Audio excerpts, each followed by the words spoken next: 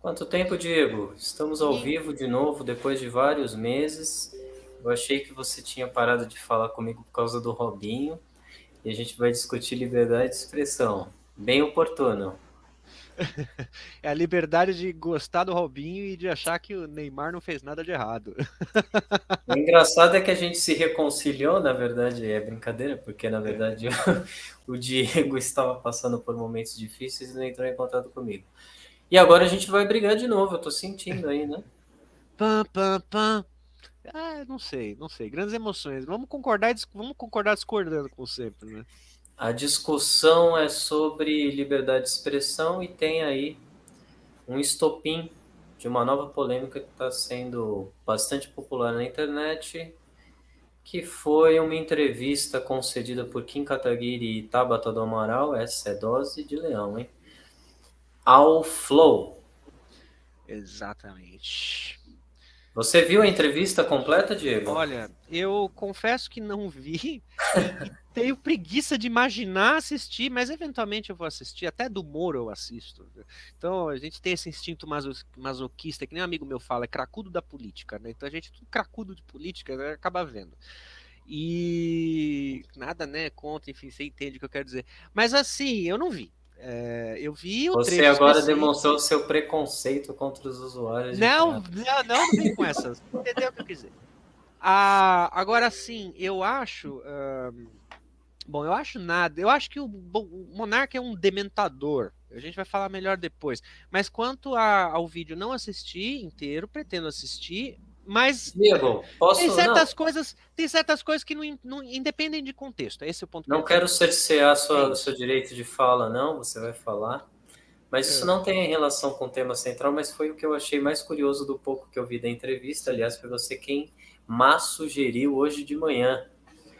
Deixa eu colocar esse trechinho aqui, é muito curioso. Eu Por achei, favor. inclusive, mais interessante do que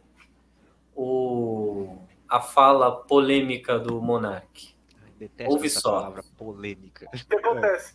Mas falando nessa ponto de discordância, entendeu? Eu vejo vocês e eu não acho que vocês são tão diferentes assim um do outro na questão política da coisa, entendeu? Eu acho que tem muitos pensamentos de vocês que são o mesmo. Eu não vejo. Ele está se referindo a Kim Kataguiri e Tabata do Amaral. Eu concordo com ele, hein? Joga a tela pra galera ver quem que tá falando aí. Só as figuras que estão ilustres nessa mesa. Não complica porque o meu conhecimento de manuseio aqui do programa vai me limitar. Não, quem está falando é o Monark, o apresentador do Não, eu programa. compartilhei. Você só Ah, você autoriza. compartilhou? Tá aí já. Aí. Vejam só, essa turma aí está discutindo. Para quem não está Quilômetros. familiarizado com o programa, os dois da esquerda são os apresentadores do programa, os dois da direita são o deputado federal Kim Kataguiri e o deputada federal Tabata do Amaral, ambos por São Paulo. Reacionários fascistas, também conhecidos como. A Tabata do Amaral ela foi financiada aí por um grupo de formação de jovens políticos e lideranças, né, pelo Lema, Paulo Lema, né, Paulo que Lema. é um dos homens mais ricos do Brasil, se não o mais rico do Brasil. E ela entrou no PDT, mas foi expulsa do partido, ou foi ameaçada de expulsão, nem sei Não, se foi isso expulsa. Foi concretizou. Foi expulsa. Foi expulsa? expulsa.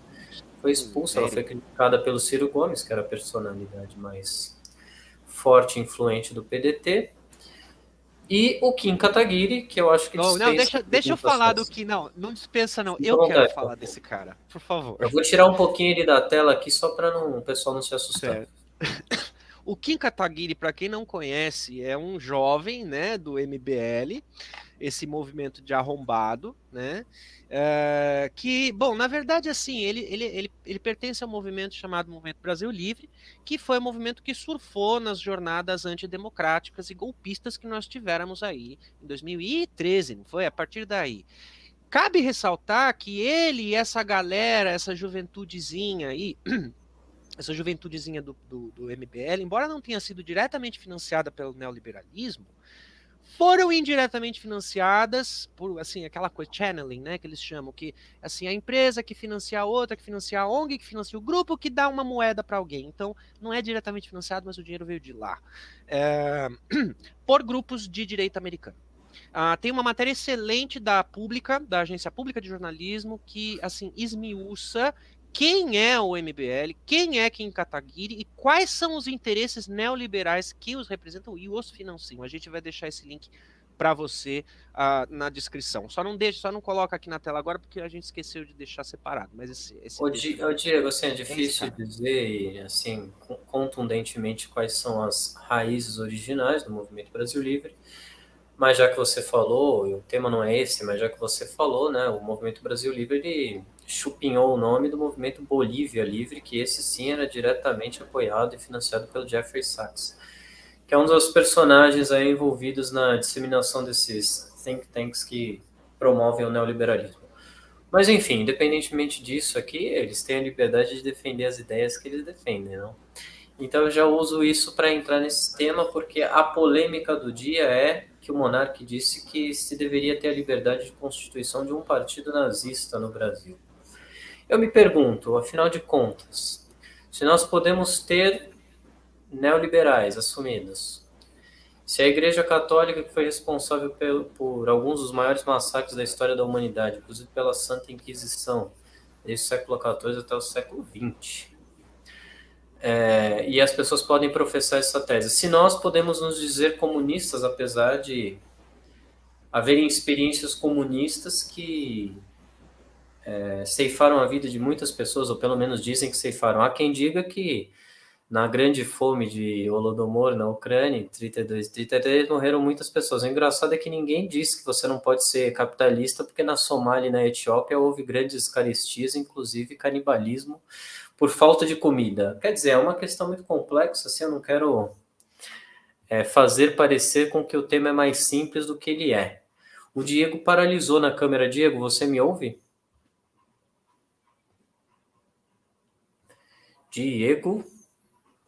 Bom, enquanto o Diego não volta, eu vou aqui dar continuidade à minha argumentação. Então, o que aconteceu aqui nesse programa foi que, fazendo comentários a respeito de algo que é odiado por todo mundo, né? O monarca acabou gerando uma polêmica, que é uma polêmica que, independentemente da vontade desse grupo ou de qualquer outro, é uma polêmica que voltará a reaparecer de tempos em tempos, porque esse é um assunto que tem sido muito comentado. Há uma pressão dos grandes veículos de comunicação, principalmente, mas também de setores populares ligados a diferentes ideologias políticas que querem controlar o conteúdo daquilo que é divulgado pela internet. Né? Então,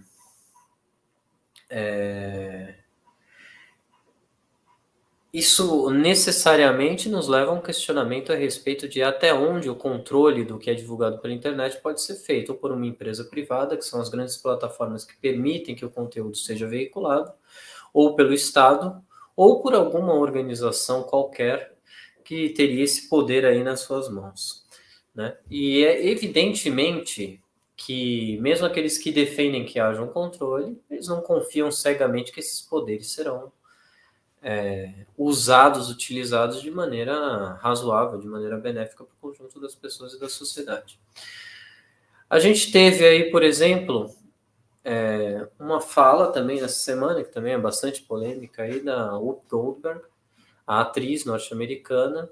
Ela trabalha no canal de televisão na ABC, e ela falou também relacionado aos judeus. Não sei se coincidentemente ou não aqui, se alguém quiser elaborar alguma teoria da conspiração, depois envie uma mensagem para a gente saber.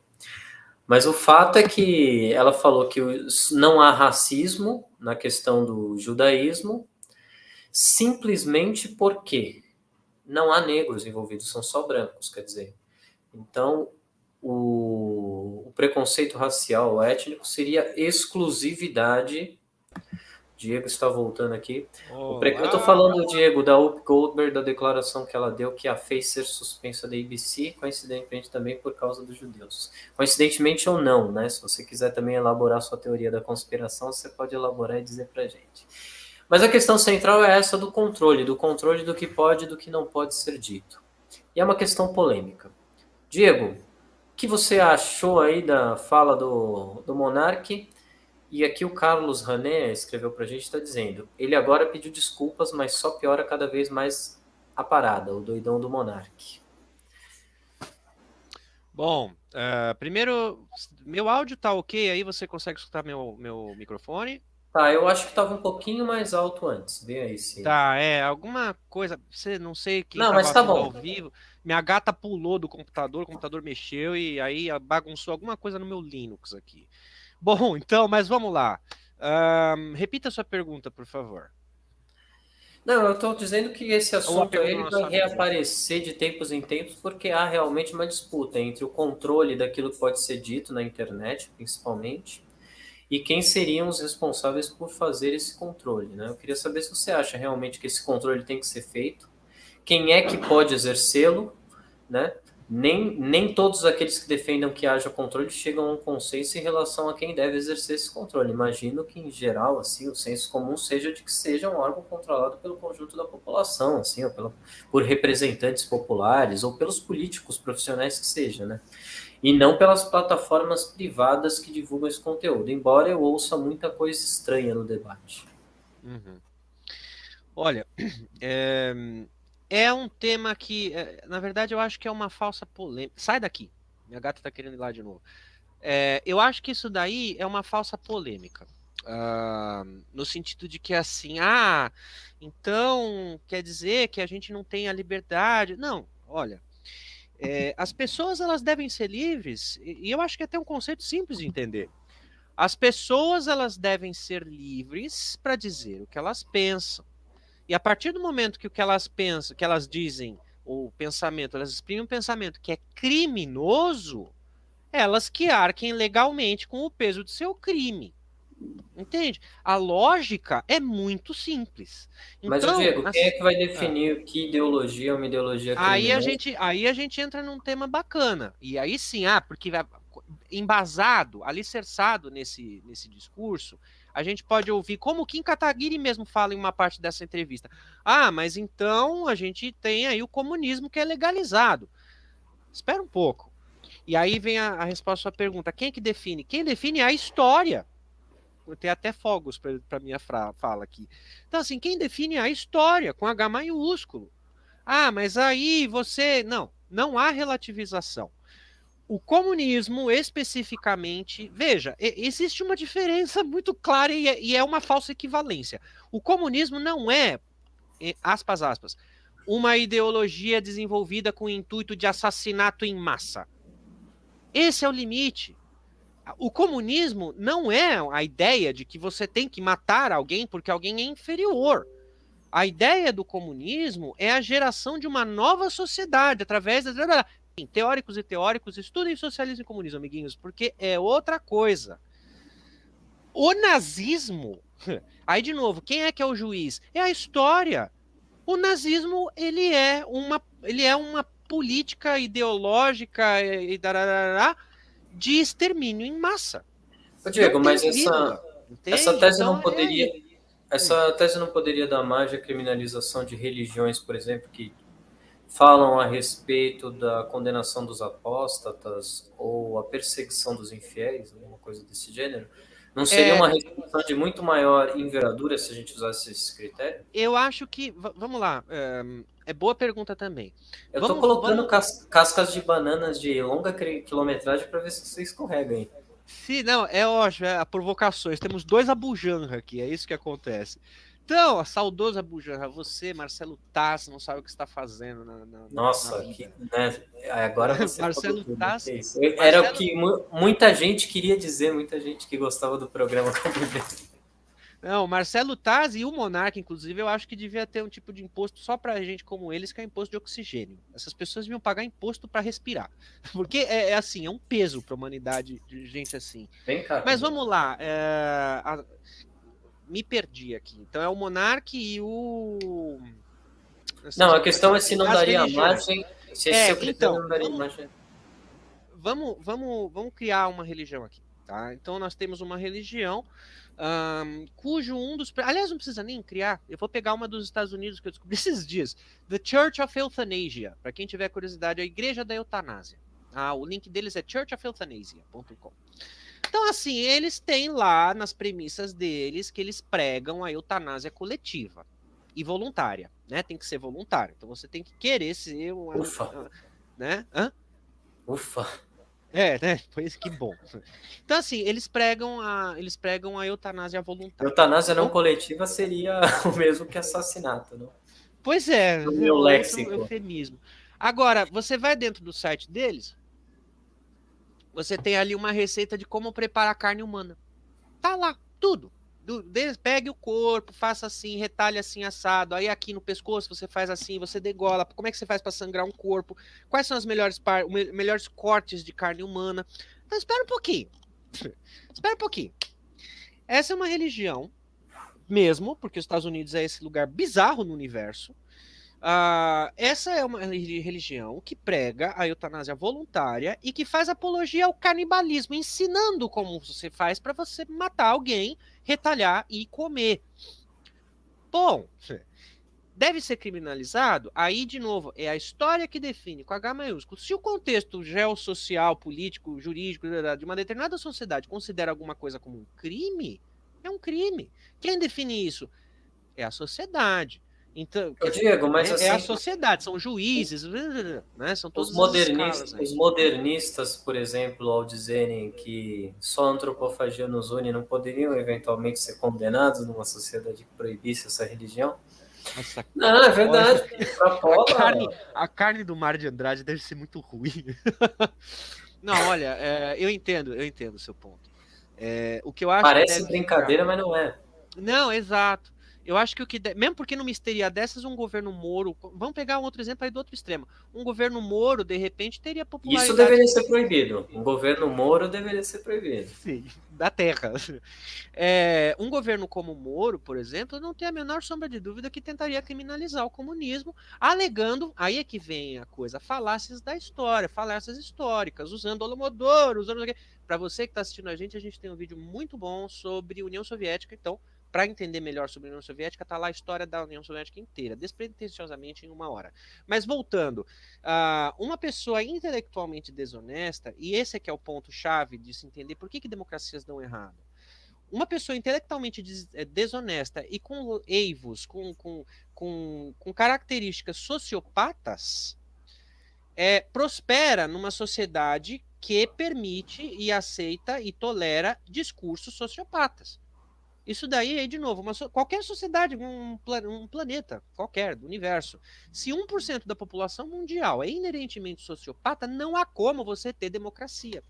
Não há como você ter um ambiente democrático. Por quê? Porque esses indivíduos existem. O fato deles existirem já em si é uma ameaça ao próprio Ah, mas aí, princípio democrático. Diego, aí nós estamos diante de um problema também, porque criar patologias para justificar o encarceramento, por exemplo, de pessoas em manicômios também pode ser um instrumento usado para reprimir Concordo. setores da população, né? Concordo.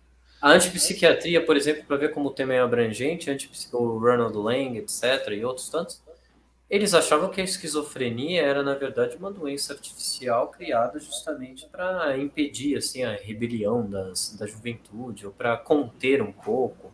Ou, assim, a gente poderia pensar que, mesmo que não tenha sido uma invenção total, quer dizer, também servia a esse propósito.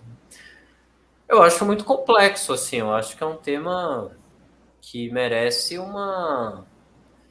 como se diz, uma consideração mais geral, porque se a gente pensa num problema específico e diz, olha, eu não gosto do nazismo, e pensa que é possível reprimi-lo adstritamente, só o nazismo, de maneira limitada, sem criar algo que tenha uma universalidade que permita, por exemplo, a criminalização do comunismo, acho que a gente também está um pouco saindo, assim, do, do limite da estrutura do próprio arcabouço legal, quer dizer, ele tem que ser uma regra geral para todos.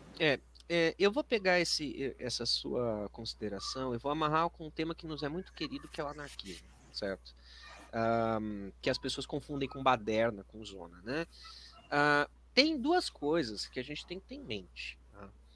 Existe liberdade irrestrita e existe liberdade responsável. Tá? Liberdade irrestrita, que entra na turfa do anarcocapitalismo, essa outra aberração em termos. Liberdade irrestrita é o direito de eu fazer e falar o que eu quiser, sem o ônus da consequência. Porque a minha liberdade é superior a tudo. certo? É um conceito nihilista, minarquista, enfim, quem tem a curiosidade conhece um pouco os termos, senão busque aí, porque é um conceito que trabalha nisso. Agora, num eventual anarquismo, o que você e eu sabemos que tem é que existe uma liberdade responsável. Você pode fazer e dizer aquilo que você quer. Agora, você vai arcar com as consequências daquilo que você fala e daquilo que você pratica dentro dos preceitos de lei daquele coletivo. Ô, Diego, vamos tentar buscar aqui os pontos em comum. Vamos ver se a gente chega a um acordo sobre esse tema. Porque talvez, assim como Kim Kataguiri e Não me como é o nome compare da com Tabata do isso. Amaral, Não. elas estão muito próximas, eles só estão confundindo alguns termos, mas eles só vão ser amiguinhos. Vamos ver se a gente consegue ser amiguinhos também. É só uma questão de termos. Primeiro, acho que a gente pode consensuar o seguinte: as plataformas de direito privado não podem ser as reguladoras da publicação do conteúdo. Podemos concordar sobre isso? Acho, inclusive, essa é a minha grande crítica a qualquer tentativa de esboço de uma coisa que significa de uma coisa que se chamaria anarcocapitalismo. Você não pode permitir que a segurança seja privada, que essa segurança privada reprima irrestritamente o conjunto da população. Isso é uma coisa totalmente absurda. Isso daí não é a liberdade de ninguém. Isso daí é o cerceamento geral da liberdade ou a imposição de uma ordem social pela força com base no poder financeiro, seja lá o que for. Se não pode ser as plataformas privadas que censuram isso, vamos tentar chegar a um acordo sobre quem poderia restringir o debate para o benefício geral e coletivo da sociedade. Bom, Quem você acha? é, é, aí vem o Estou grande usando um pouco dilema. da maiêutica que eu aprendi com meu amigo Sócrates, Muito bem. não o do Corinthians. Grande Sócrates, os dois, inclusive. É, eu acho que aqui a gente tem o grande dilema de todo anarcocomunista, né? Ou anarcossocialista, que é o seguinte, né? Como a gente lida com uma sociedade onde a iniciativa privada não tem freios, não tem limites, assim, foda-se, kkk, né? Como a gente lida com isso, ao mesmo tempo não tendo que confiar estritamente e unicamente em um Estado, com E maiúsculo? Né? Esse é um grande dilema e é um grande paradoxo, e muita gente melhor que você e eu vem debatendo isso há décadas, né? Quiçá séculos, com o Bakunin para frente e para trás ali, Kropotkin. E, bom, eu tenho a minha visão pessoal, né? É um pleonasmo, mas permita-me o pleonasmo aqui. Mas eu tenho a minha opinião pessoal, que é a seguinte: transições. Nós vivemos, e contexto de realidade, nós vivemos numa sociedade onde existem estados. Ponto. Dá para perverter e subverter esse estado? Deve até dar, mas é fácil, não é, e não vai ser do dia para noite. Tem que ter uma massa crítica de consciência de classe e tudo mais. Sejamos realistas, isso não existe. Então, dentro do campo da nossa realidade, o que é possível fazer? É possível projetar pessoas dentro do campo político que têm uma visão de mundo próxima à nossa, e a nossa não porque a nossa é a virtuosa, mas a nossa porque a nossa é coerente, né? com o bem-estar do amiguinho que não quer o outro amiguinho morto. Então, assim, que não tolera discurso anti-humanidade, né? Então, assim, alavancar essas pessoas numa projeção política, ou seja, elegê-las, e pressionar a barra torcer, porque no fim é fé, né? Que essas pessoas façam pressão dentro do sistema, da máquina política, para que esse tipo de, primeiro, esse tipo de mídia seja fiscalizado, seja regulado, seja monitorado, sim, porque precisa ter, e aí, de novo, quem é o agente que faz isso? Querendo ou não, é o Estado. Então, deve-se pressionar para que haja essa pressão, essa regulação. Como seria essa pressão, essa regulação? Bom, depende de uma ampla discussão com a sociedade. Na minha opinião, seria por um corpo de indivíduos de representantes de diferentes entes sociais, de ONGs, de grupos de minorias e porque eles são os grupos que mais são vítimas desses discursos. E essa comissão, então, seria responsável, só para amarrar, e essa comissão seria responsável, então, por algum tipo de monitoramento, nem que fosse mínimo, das redes privadas de comunicação, porque já está beirando um crime explícito.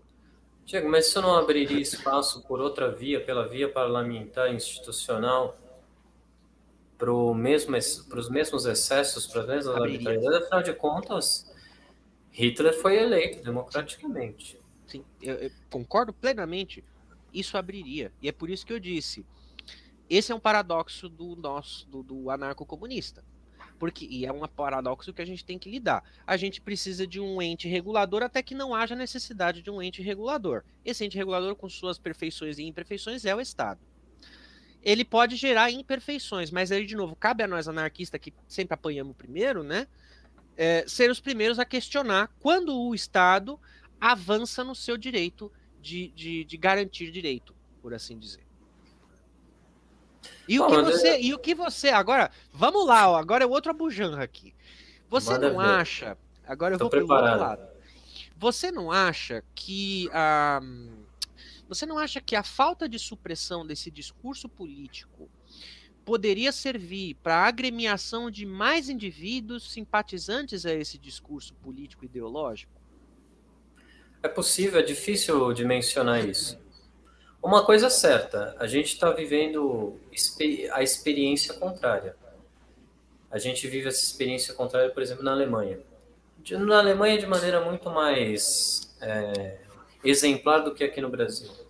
Qual é o resultado dessa experiência? Quer dizer, proibir os símbolos nazistas, proibir a reprodução pública de discursos nazistas.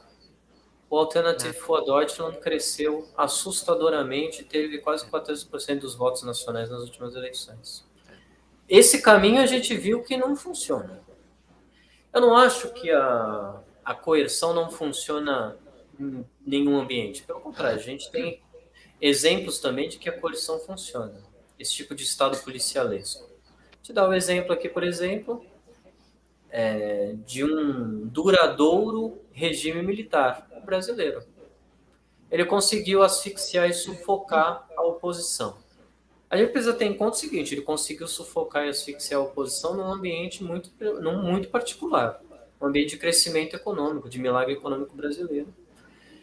E embora os salários ainda fossem muito defasados e tudo, em relação ao salário pago internacionalmente, a população ainda sentia um certo grau de desenvolvimento. Então, assim, a repressão ela tem os seus limites. Você falou aí, contar a história. A gente tem que ter também muita preocupação com esse negócio de contar a história com H. Eu vi recentemente o filme A Sombra de Stalin. É um filme ridículo. Quer dizer, primeiro porque, aquilo que eu disse, né, ele condena a fome em Holodomor, mas não condena a fome em nenhum país capitalista. Ele não condena, por exemplo, as mortes decorrentes da crise de 29. Não, só um parênteses, esse filme, eu não conheço esse filme. Fala um pouco a respeito dele para mim e para quem também não conhece. Ah, tá. O título do filme é Mr. Jones, se não me engano, né? Esse jornalista, ele não era bem um jornalista, ele era um assessor político de um político importante, né? O nome dele era Gareth Stephen Vaughan Jones. Ele era do país de Gales e ele tinha aí ligações, a mãe dele era governanta da família de industriais dos Hughes, etc. Ele era um cara aí que tinha trânsito com uma parcela significativa da burguesia britânica e tal. E ele falava vários idiomas, né? Estudou na Universidade de Wales, tal. Só um parênteses, como é o nome do filme? Mr. Jones, o título original, em português, A Sombra de Stalin. Bom, o filme é, assim, basicamente contando a história de como ele consegue ir para a União Soviética, tentando uma entrevista com Stalin. O amigo dele, que é o canal de comunicação dele, na União Soviética, teria sido assassinado pela polícia política stalinista, né? O filme deixa isso explicitamente. E ele consegue se desvencilhar dos agentes de segurança da União Soviética e consegue chegar até a Ucrânia. E aí ele reporta o que acontece na Ucrânia, apesar, né, das objeções feitas por gente que estava negociando o reconhecimento da União Soviética pelos Estados Unidos, etc. Eu vou até colocar aqui o filme aqui que o Diego facilitou. Esse é o filme. O filme é muito inverossímil em tudo. Ele é inverossímil por causa disso, né? Porque ele usa 2 pesos e 2 medidas, né? Com relação à análise do que aconteceu durante o período stalinista e com relação ao que acontece quase como regra no regime capitalista, mas ele é muito inverossímil porque parece os Três Patetas, assim, o jeito como o personagem principal consegue se desvencilhar da polícia secreta. É uma coisa que alguém vendo assim simplesmente dá risada. Então, não é possível, né? É um negócio muito sem noção, assim. Triste. Ele é ameaçado de ser morto com arma de fogo lá, tentando falar com os trabalhadores na Ucrânia e tal, e ele consegue fugir correndo no meio da neve. É um negócio realmente coisa de 007. Então é isso daí. Vamos lá. Então o pessoal está tentando recontar a história. Se a gente limita a um determinado universo aquilo que pode ser dito, será que a gente está contribuindo para alargar o repertório de Olha, conhecimento das pessoas ou a gente está dando um poder aí muito grande a quem não quer contar toda a história? Essa é a minha preocupação principal. tem um termo, é a janela, como é que é? É a janela de não sei quem. É o nome do cara que inventou o conceito. Eu que descobri o Desculpe, conceito. vejam o filme assim, não estou pedindo para ninguém não ver o filme. Ah, chegou o carregamento aí, tô vendo os fogos aqui perto. Então, ó, tem um termo que é a janela de não sei quem. Se alguém estiver assistindo, quem lembrar, ou se eu lembrar, eu boto o link aqui também. Mas ele diz o seguinte: é um postulado que diz basicamente o seguinte: você pode usar de recursos retóricos para estender o limite do aceitável dentro de um debate social. Tá? Então é assim, bom, todo mundo deve concordar, se não concordar vou ter medo de vocês, mas todo mundo deve concordar que consumir carne humana é no mínimo moralmente antiético. No mínimo do mínimo, né? Sem falar das questões de doença, etc, e tal, que a carne humana proporciona. Se aparece alguém dizendo assim, Eu ia ah, chamar você para jantar aqui em casa, já não vou mais. olha, ó, então assim, se aparece alguém que diz assim, não, eu não entendo, por que é que não pode comer carne humana, mas pode comer carne de galinha? Eu não entendo. Se aparece alguém que começa com um discurso assim, a gente já tem que levantar a orelha. Por quê? Aí vem esse negócio da janela de fulano de tal. Que é o seguinte: quando você permeia o discurso social com temas que são, assim, temas que já são fechados. Sei lá, a Terra não é plana. Quando você permeia o discurso social com temas que são inaceitáveis para aquele prenúncio social, daquele contexto social, você está esticando o limite do aceitável, a ponto que depois, sei lá, de 2 anos de debate pífio a respeito, nesse mundo paralelo, eu falando do canibalismo, você vai ter parlamentares que vão dizer assim: eu sou a favor de pegar preso, fazer a pena de morte e vender a carne. Aí você pode falar para mim, não, isso é absurdo. Não é absurdo. De novo, a gente tem o exemplo de Hitler. Hitler foi eleito e ele começa com um discurso suave, dizendo que vai make Germany great again, né? Basicamente era isso. Ele começa com um discurso para a massa. 3 anos depois está ele botando o judeu em câmara de gás. Então, assim, existe esse recurso da retórica que é você ir esgarçando o tecido social, você ir permeando ele com discursos socialmente inaceitáveis, até um ponto em que eles se tornam aceitáveis. Né? Claro que a direita vai usar disso, é claro que a esquerda também vai usar, porque isso é uma ferramenta. Tá? Agora, se a gente for ver, ferramenta todo mundo pode usar, desde que saiba como. Agora, se a gente for analisar o contexto, pelo menos do Brasil, o que a gente vê é que a direita fascista, que não é, é extrema, não é de extrema direita, é a direita fascista. A direita fascista brasileira se usa desse expediente desde que ela nasceu no integralismo. É você entrar no discurso social com algo que é moral e socialmente inaceitável, e aí as pessoas vão discutir a respeito até o ponto que normaliza. Que é o último exemplo para eu terminar essa minha fala. O gabinete do ódio. Quando surge o termo gabinete do ódio, a sociedade se escandaliza. Ai, como pode? O filho do presidente, não sei o quê. Agora a gente tem matéria na Veja, na UOL, na Folha, sei lá. Carlos Bolsonaro do gabinete do ódio decide nomear fulano e ciclano. Você fala, amigo, tá ilegal desde o princípio. Como é que você normaliza isso? Ou ainda Lava Jato também, né? Enfim, a imprensa brasileira é problemática. Porque é isso. Em última instância, você não deve, e aí é autoritário sim, você não deve dar espaço para discurso que é antissocial. É sociopático. E aí não no conceito clínico. Veja, a estigmatização, sim.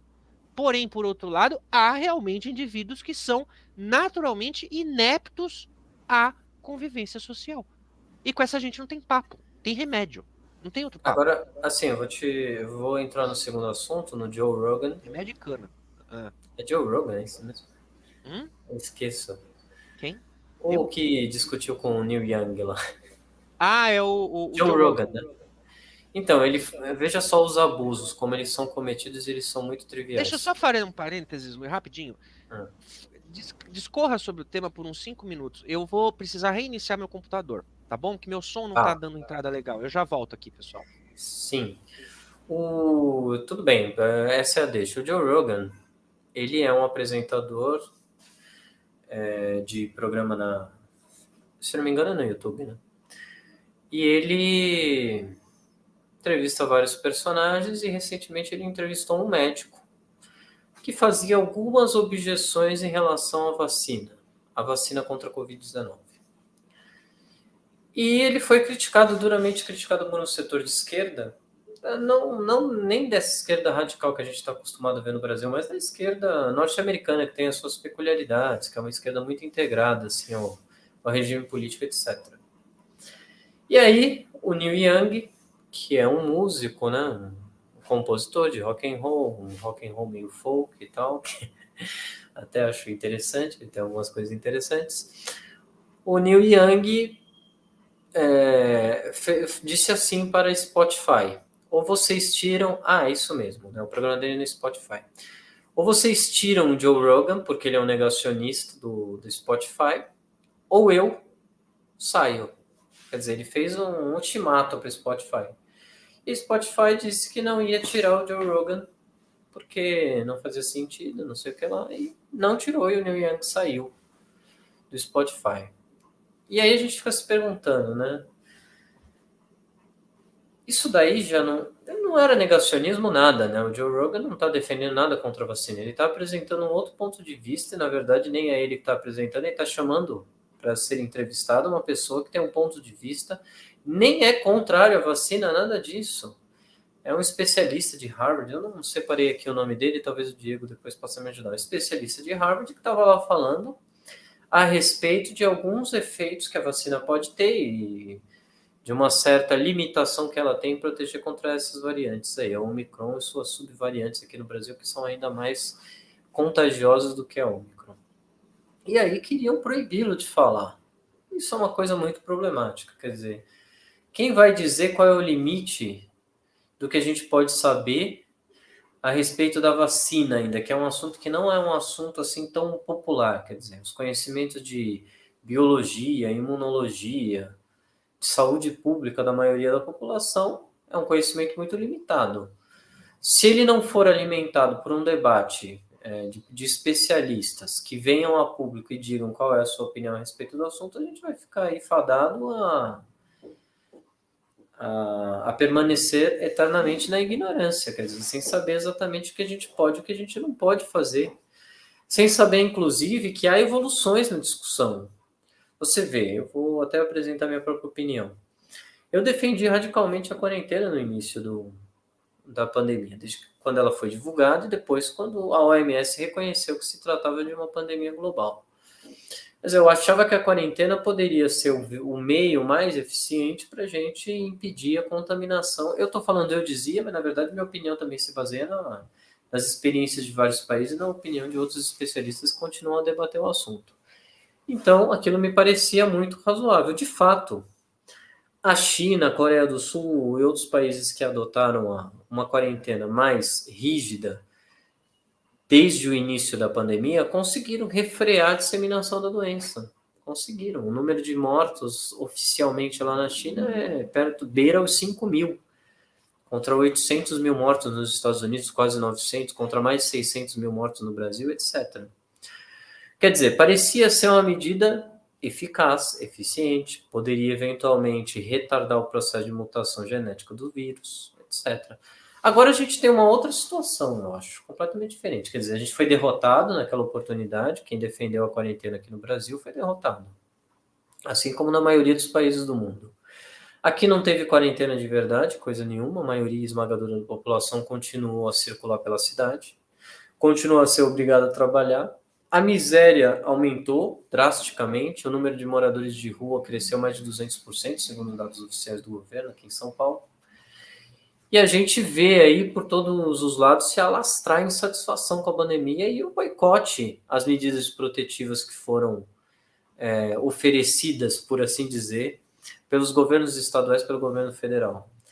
Quer dizer, hoje em dia eu fui à Praia Grande no final do ano. Eu fui lá porque tinha que resolver um assunto assim pessoal, não foi para tirar férias. Mas as praias estavam lotadas. E no calçadão, na praia, e mesmo no meio da cidade, devido ao calor também, um clima muito abafado, ninguém usava máscara. Assim, não tinha 5% das pessoas usando máscara nas ruas. Mesmo dentro do comércio, as pessoas não usavam máscara. Aqui em São Paulo, é nítido e flagrante para qualquer um que queira ver. A maioria não usa, uma grande parte não usa máscara nas periferias, e quem usa máscara usa do jeito totalmente errado. E aí não só nas periferias, em todos os lugares da cidade. Não troca de máscara quando deveria trocar. A máscara perde seu poder filtrante, a pessoa continua usando a mesma máscara. A pessoa manuseia a máscara, coloca a mão na máscara, chega em casa, deixa a máscara no meio dos ambientes que são frequentados por todo mundo da casa. Quer dizer, evoluiu, a gente precisa rediscutir esse assunto. Se a gente não pode discutir, não pode dizer abertamente qual é a nossa opinião, como é que fica? Como é que vai ser isso daí? Quer dizer, a gente vai ter que ser eternamente escravo de uma verdade consolidada? Diego usou aí um argumento, até deveria esperá-lo aqui, mas como ele está demorando, eu vou falar. Ai, agora me fugiu. Ah, tá. A gente tem algumas coisas que são senso comum dentro da sociedade. Então, a gente introduz um novo tema e aquilo cria problemas. Mas veja só, todo mundo que quer, de alguma maneira, revolucionar alguma área do conhecimento, introduz um tema novo. Quer dizer, se fosse assim, Copérnico, então, não poderia introduzir um novo tema, assim, propor uma nova concepção da posição dos astros e do movimento que cada um tem em relação ao outro. Isso daí é uma coisa que não tem como. Isso é uma coisa profundamente reacionária. Quer dizer, não é possível a gente imaginar que chegou num estágio tal de evolução do pensamento que a gente não possa introduzir novas ideias. Na verdade, as ideias políticas de democracia também já foram profundamente minoritárias. Todas as grandes religiões, no começo, eram pequenas seitas. Eram seitas que tinham poucos adeptos, que eram consideradas seitas obscuras, etc. Diego voltou, tô te criticando aqui, meu. Pô, você não pode nem se defender. Não, eu tô falando assim, uma coisa que você falou, não sei se era exatamente o que você queria dizer, queria que você comentasse. A introdução de novos pensamentos que não fazem parte do senso comum são os que revolucionam várias áreas, como, por exemplo, o nazismo. a forma mesmo de organização da sociedade. Eu ia usar isso, inclusive, para introduzir nosso tema, que é o tema seita, né? Quer dizer, você introduz um novo pensamento, como Copérnico, por exemplo, né, o sistema heliocêntrico, e aquilo ali causa um grande rebuliço. Quer dizer, o pensamento estabelecido é contestado radicalmente. E esses novos pensamentos, na verdade, fazem a sociedade caminhar para frente. Então, assim, a gente tem que ter uma preocupação muito grande, porque todas as grandes religiões e todas as grandes doutrinas começaram como pequenas seitas. A religião católica era a religião católica. O cristianismo era, na verdade, a doutrina de umas pequenas seitas que conseguiram, com o passar do tempo e com o apoio de Constantino I, de Tratado de Latrão depois, né, quer dizer, a concessão da cidade do Vaticano pelo Mussolini, muitas outras tantas coisas estranhas, conseguiu se tornar a religião dominante no mundo. Quer dizer, a gente tem que ter um pensamento assim que permita o surgimento dessas novas ideias. E eu estava falando do Joe Rogan, já só para te situar aí, para você fazer um comentário sobre tudo isso. O Joe Rogan, ele simplesmente convidou um especialista de Harvard para discutir um assunto que é um assunto dinâmico. Quer dizer, os genes têm mutações muito rápidas e as respostas do ponto de vista de saúde pública, as novas características desses genes, as novas formas de infecção, etc., também variam no tempo. Quer dizer, você chama alguém para discutir esse assunto. O Joe Rogan, veja só, ele sempre disse que era um cara de esquerda, ele nem disse que era um cara de direita. Quer dizer, o Neil Young queria censurar o cara. Quer dizer, até onde isso vai? Isso daí não é uma deformação típica desse tipo de censura ao pensamento? É o livre debate? Em termos. De novo, eu acho que é a coisa da liberdade restrita e da liberdade responsável. Você pode falar 20 minutos aí, porque eu já falei uns... Tá. Então, assim, o Joe Rogan, ele tem todo o direito de falar o que ele fala e pensar o que ele pensa. Assim como Alex Jones é outro dementador da internet, para quem não conhece ele é o pai das conspirações da direita americana ultrafascista, né? Um dos pais, porque tem vários pais ali. O Joe Rogan, ele tem todo o direito de fazer o debate que for, pode debater com cientistas sobre a Terra plana, pode fazer o que quiser. Agora, ele que arque com a consequência do sistema legal no país onde ele se insere.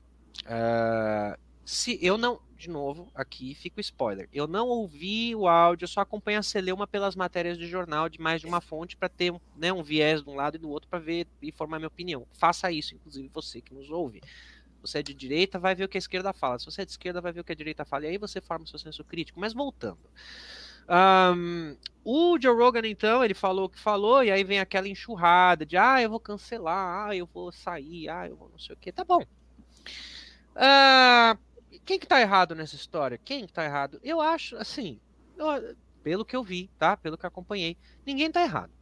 O Joe Rogan tem todo o direito de falar o que ele pensa e colocar os maiores imbecis ali para debater com ele. Nem sei se o cara que falou com ele era imbecil ou não. Mas ele tem todo o direito, assim como o Monark também tem todo o direito de falar a merda que ele falou. Agora, de novo, é um direito responsável, né? Nós não somos uma sociedade anarcocapitalista, graças a Deus. Então, você fala alguma coisa que infringe de alguma forma as regras de um determinado coletivo social, você tem que arcar com as consequências desse coletivo social. Você fala uma coisa dessa e espera que não tenha resposta, e aí a resposta a gente chamar de censura, eu acho que é complicado. Neil Young também teve todo o direito de fazer a coisa que foi, não só ele, né? Depois teve uma meia dúzia de artistas que também e tal. Eles estão no direito deles. De novo, o que está errado, como você e eu sabemos, é o modelo capitalista. Porque o modelo capitalista faz. O modelo capitalista, veja, ele faz essas coisas que são aparentemente inócuas e estúpidas se tornarem sensação, porque o capitalismo 3.0, 5.0, sei lá, o nosso capitalismo contemporâneo, ele vive de algoritmo. Então, quanto mais as pessoas, para quem não acompanha a ideia de algoritmo, resumindo é assim, quanto mais você fala de alguma coisa, mais ela aparece na internet, quanto mais aparece, mais propaganda, quanto mais propaganda, mais dinheiro. Ponto. O cara pode falar a asneira que for, tá dando dinheiro para a empresa, é isso que tá errado. De novo, a pessoa tem o direito de falar o que ela quiser. Ela vai ter que sofrer com a sanção, a punição que aquela sociedade a qual ela está tem. Autodeterminação dos povos. Mas se o cara pode ser preso, ele não tem direito de falar, né? Não, claro que tem. E vai ser preso. O direito de falar ele tem. Ele não vai abrir a boca, soltar o A e vai levar um porrete na cabeça. Ele vai responder legalmente pelo que aquele sistema legal considera como sendo legal ou não. Mas se for assim também, os motoneiros na Argentina, eles tinham direito de falar o que quisessem. Eventualmente eles poderiam ser assassinados na rua, né?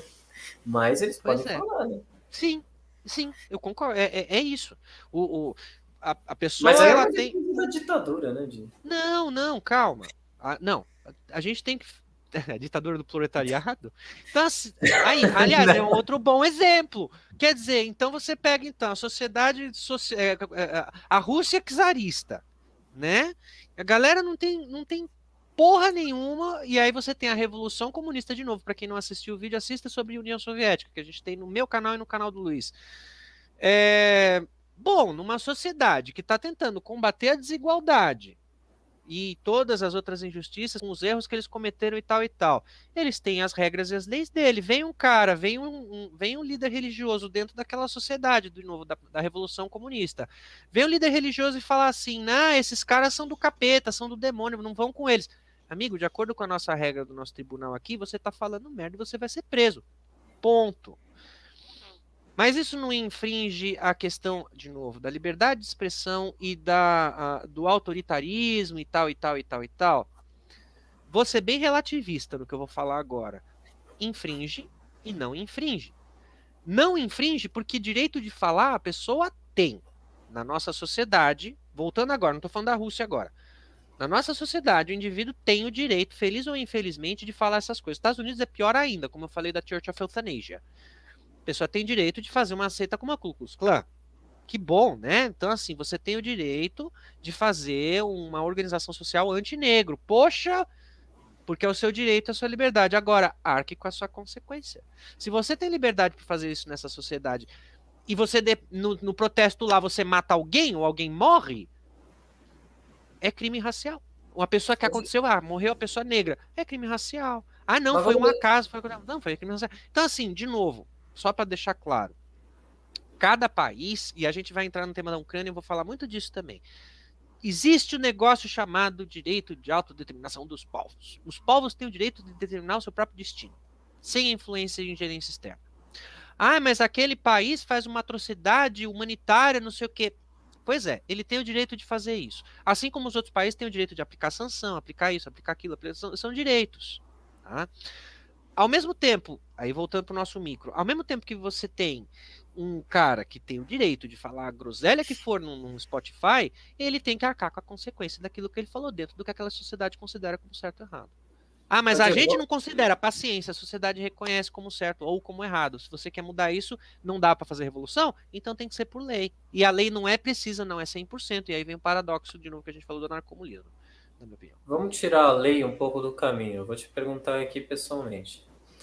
Nesse caso, por exemplo, do Joe Rogan, você não quer ouvir o que um especialista de Harvard, imunologista, que inclusive defende a vacina, tem a dizer a respeito das limitações da vacina contra a variante Omicron? Você não. Quero. Tanto que eu ouço. Qual é o sentido de alguém pedir que ele seja censurado? Eu não consigo Olha, entender. eu ouço até o Moro dando entrevista. Eu assisto entrevista de 1 hora e meia dessa coisa. Ah, porque pessoa ele não é. Eu assisto. Eu assisti o Moro no Flow, eu assisti o Moro na Band. Então por que eu não gostaria de assistir, de repente, um cara que levanta pontos interessantes?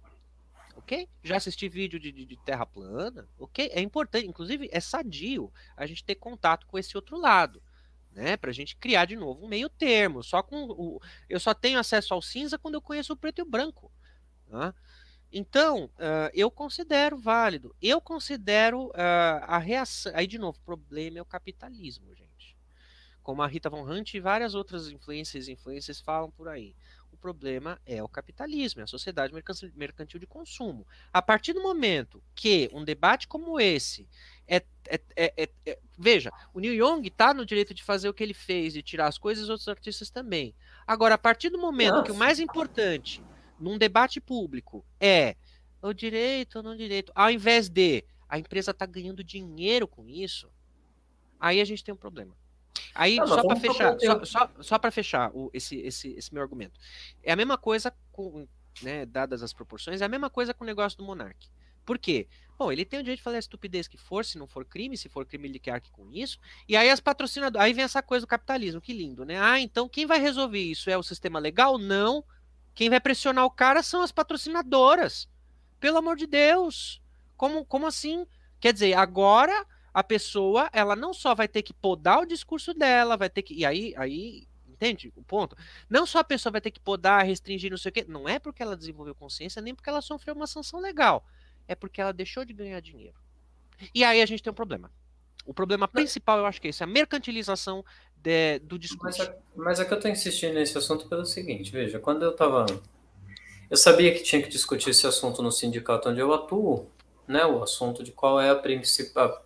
A resposta que atende aos interesses dos trabalhadores em relação ao novo aumento de casos dada a infecção por essa nova variante do SARS-CoV-2. Aí eu me debrucei sobre o tema. Ora, eu tive que consultar os especialistas, é claro. Eu não estou num laboratório, eu não estou no hospital acompanhando a evolução dos casos. Eu li os primeiros estudos, o primeiro estudo da África do Sul, etc. Né, porque a África do Sul foi quem reportou primeiro, né, o caso dessa variante. E depois li alguns documentos da área comum europeia a respeito do assunto e consultei outros especialistas que trabalham com isso. Ora, os artigos que estão sendo escritos a respeito desse assunto.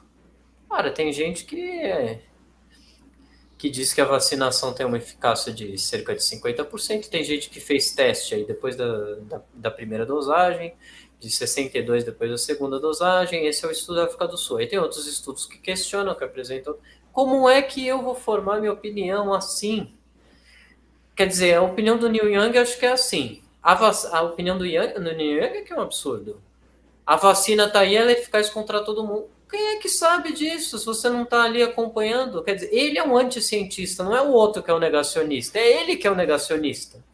Concordo em tudo. Ele tá negando os dados empíricos que o médico imunologista está tentando analisar. Isso aí não tem sentido. Eu não estou falando do ponto de vista legal. Acho que o Niang pode dizer o que ele quiser.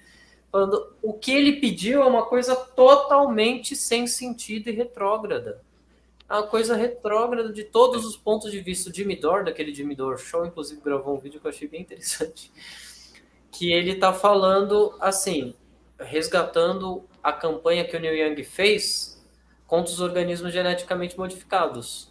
Aí ele diz, veja, isso aqui agora tem salvo um monte de vidas, quer dizer, a gente tem toda uma medicina baseada nesses organismos geneticamente modificados, inclusive a gente tem agora novas formas de vacina que se baseiam basicamente na reconstituição de RNA, etc. Falei, agora, o que ele vai falar? Não era ele que estava contra o progresso no passado, agora ele se acha o porta-voz. Isso que é o problema, Diego. É. O pessoal se Eu acha o acho porta-voz que da ciência. esse é o ponto. Ele não sabe nada de ciência, pô. Eu acho que esse ponto é crucial e tem a ver com um argumento eu não sei como é que eles traduzem, que é o slippery slope, né? Esse termo aí em retórica é aquela coisa assim, né? Uma afirmação que do nada leva a uma conclusão muito mais absurda do que aquela racionalização. Então, sei lá, a gente começa com um tema inocente, a partir desse tema inocente a gente está discutindo canibalismo.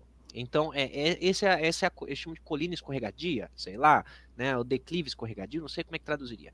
Mas então, eu acho que o problema desse tipo de discussão, Young versus Rogan e não sei o quê, além da questão do capital, que é óbvia, é a seguinte: você e eu e várias outras pessoas por aí, algumas que estão vendo aqui ou algumas que vão ver depois, nós temos um certo senso crítico e somos capazes de fazer essa reflexão como você e eu estamos fazendo. Porque nós tivemos acesso, feliz ou infelizmente, na verdade, infelizmente, por essa questão do patriarcado, etc., que a gente sabe que a sociedade, infelizmente, ainda é desigual, a gente teve acesso a um tipo de educação, um acesso à educação, um acesso ao saber que nos permitia um certo senso crítico. Para quando a gente vê certas coisas, a gente fala, não, espera um pouco.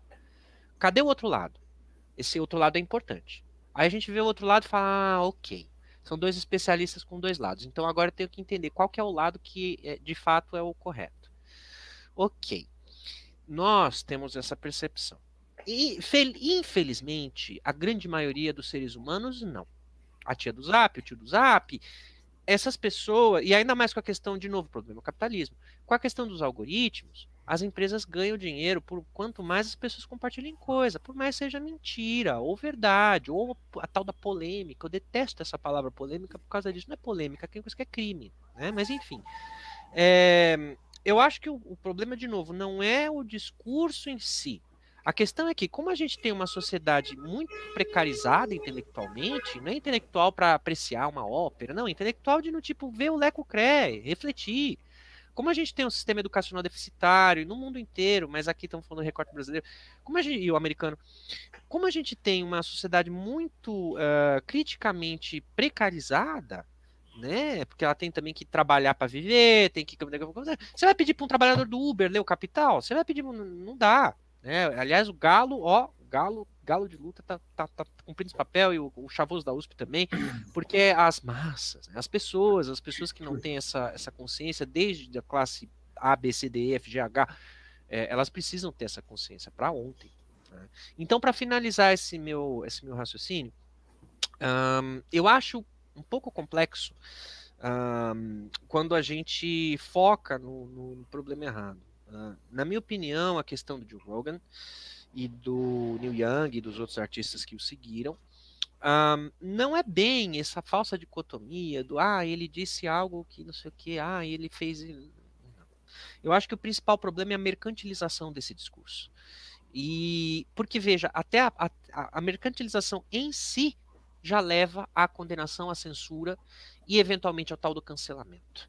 Porque a partir do momento que a pessoa é ameaçada, e essa é uma ameaça, a partir do momento que a pessoa é ameaçada de perder dinheiro, ela, veja, ela ou muda de ideia artificialmente, ou ela criticamente revê seus pontos de vista. O que a gente sabe é que a maioria dessas pessoas não revê criticamente seu ponto de vista. Ela só muda de ideia para fachada e lá nos bastidores ela continua com aquela ideia dela. Então, na minha opinião, é isso. O verdadeiro problema aqui não é a liberdade de expressão a liberdade de expressão e a censura. O problema é a mercantilização da opinião. A partir do momento que uma opinião vale dinheiro, é complicado, porque aí a pessoa vai dizer coisas para ganhar dinheiro. Diego, eu vou te fazer uma proposta aqui, a gente encerra por aqui, na verdade tenho feito esse programa sempre com 1 hora agora, depois desse meu retorno, e a gente grava um outro para lançar na semana que vem, se você quiser. Tá bom. Porque senão fica muito denso, fica muito extenso e as pessoas acabam vendo que ainda falta muito para ver, acabam desistindo antes da hora. Uma coisa, só aproveitando já que a gente está nesse finzinho, o que a gente pode ver para fazer no futuro, Luiz, é assim, vamos falando. Aí vai ter a versão ao vivo para vocês 3. Desculpa, eu tô brincando, mas não sei quantas pessoas acompanham ao vivo. Mas assim, a gente pode mais para frente pensar no seguinte: vamos falando, botando os temas e tal. Tem a parte ao vivo e depois a gente edita e faz recortes, né? Inclusive eu vou fazer isso no meu canal, eu vou fazer uns recortes do que a gente está falando aqui. Então aí de repente é legal, porque a gente faz uma conversa de 2 horas, uma coisa vai ao vivo e a outra vai recortes de meia hora, recortes de tema, recorte de tópico. Então, mas por enquanto tá ótimo, por aqui tá bom. E retomamos com o assunto Ucrânia da próxima. Ucrânia, aí pode falar Ucrânia e seita. Que também obrigado ao Carlos Lané, a todos que nos acompanharam, aí o Carlos que interagiu com a gente. Valeu, Carlão.